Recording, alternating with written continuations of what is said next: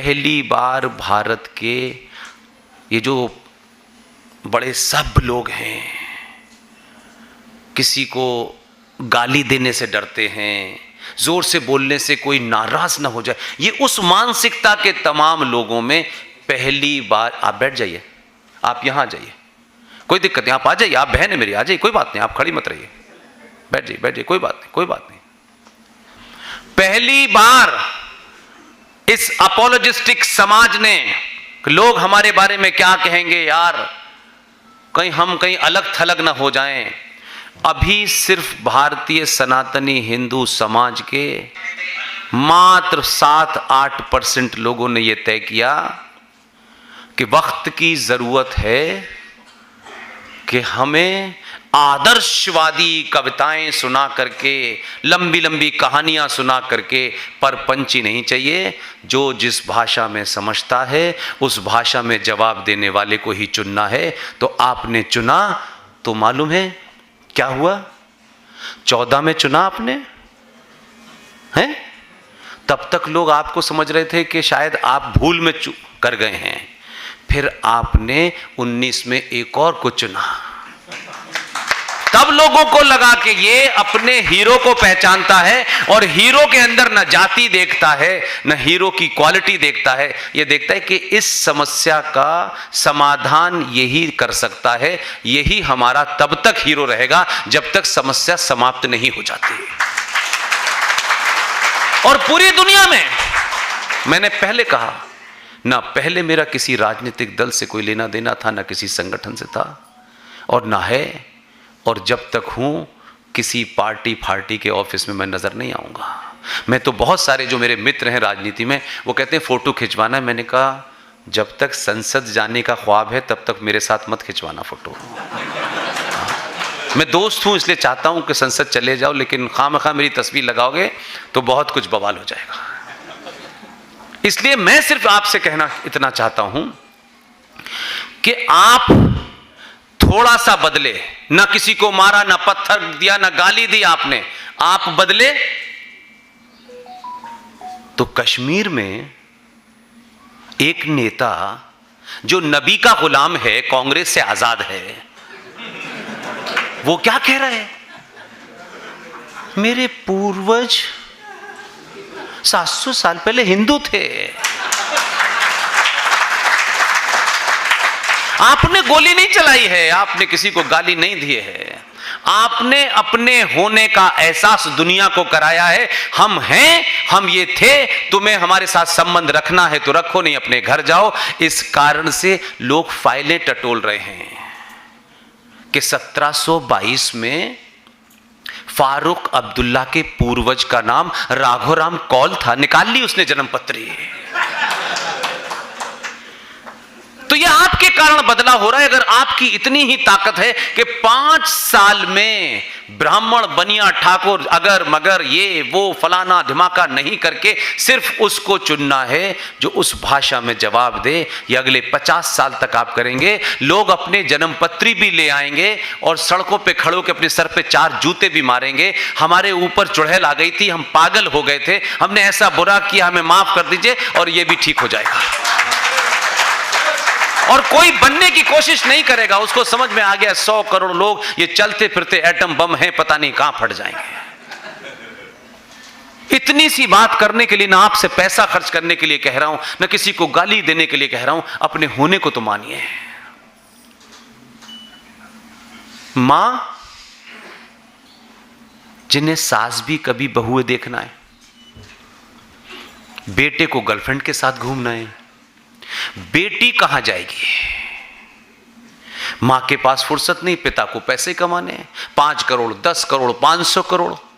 बेटी घर से निकलेगी, वो भी एक ह्यूमन बीइंग है, उसके शरीर में, उसके मन में तमाम वो बदलाव हो रहे हैं जो हर आदमी के साथ होते हैं।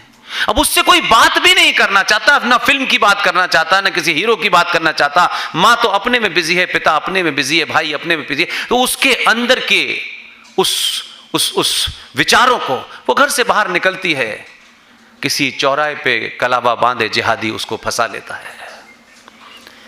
देर हो जाती है तब वो समझ पाती है, तब हमें हिंदुत्व हमारा जाग, अच्छा ऐसा हो गया।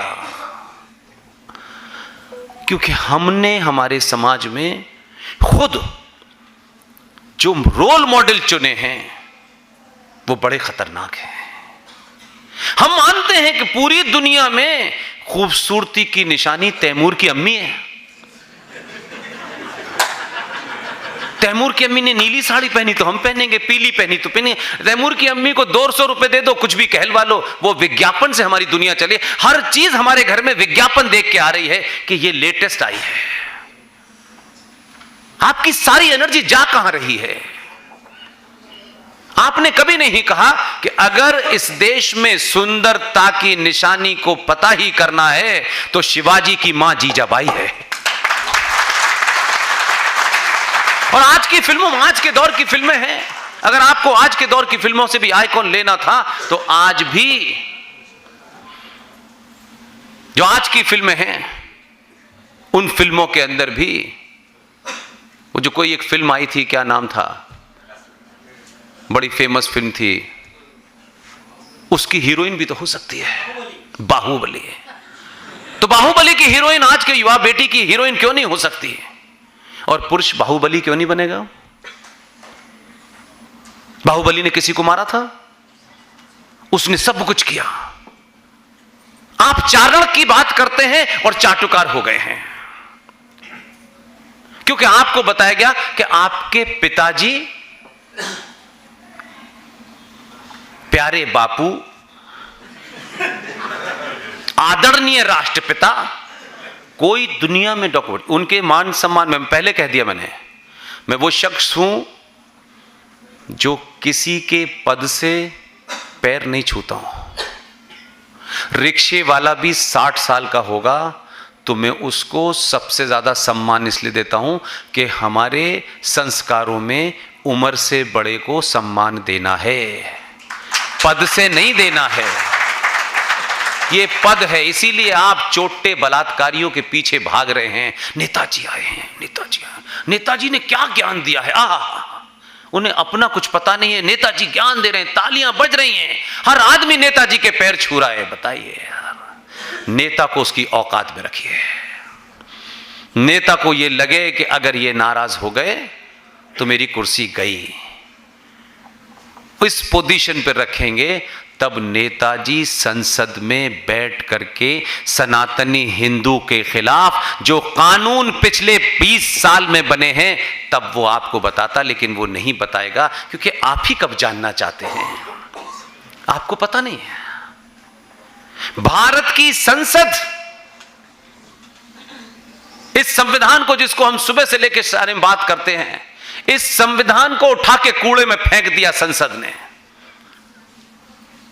एक ऐसा कानून जिसके लिए मुझसे अगर आप कहेंगे कि सुबह 5 बजे तक बोलो तो मैं तब भी बोलता रहूंगा, क्योंकि जो मुझे सीन नजर आता है, जो जमीन पे हो रहा है, और आप जमीन पे होते हुए देखने के बाद भी भागना चाहते हैं, मैं फिर इसका इलाज नहीं कर सकता। आप लड़ रहे हैं, ये कप मेरा है, ये कार मेरी है, ये 100 गज का मेरा मकान है, ये 500 गज का मेरा मकान है। कानून भारत की संसद में पास हुआ है। आप सबसे विनम्र निवेदन है कि आपको बहुत लंबी कथा सुना करके उसे समझाना नहीं चाहता, शॉर्ट में समझाने के लिए हमारे साथी एक वी सपोर्ट पुष्पिन कुलश्रेष्ठ नाम का यूट्यूब चैनल चलाते हैं। ऐसे मुद्दे ताकि जनमानस तक पहुंच जाएं, हम सब जगह नहीं जा सकते हैं, उसमें आपको कॉन्स्टिट्यूशनली एक एक बात समझाई गई है और सब अवेलेबल है। वैसे तो आप जने क्या क्या ढूंढ लेते हैं इस सोशल मीडिया पे, लेकिन अपने मतलब की बात ढूंढिए।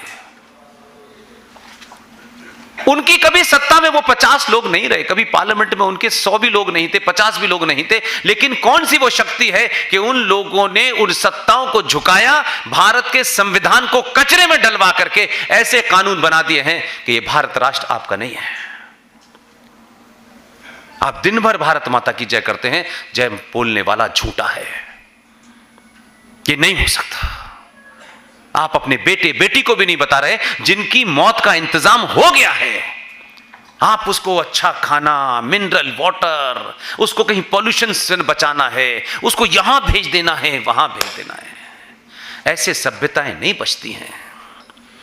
सभ्यताएं बचाने के लिए कीचड़ में खड़े होकर लड़ना पड़ता है।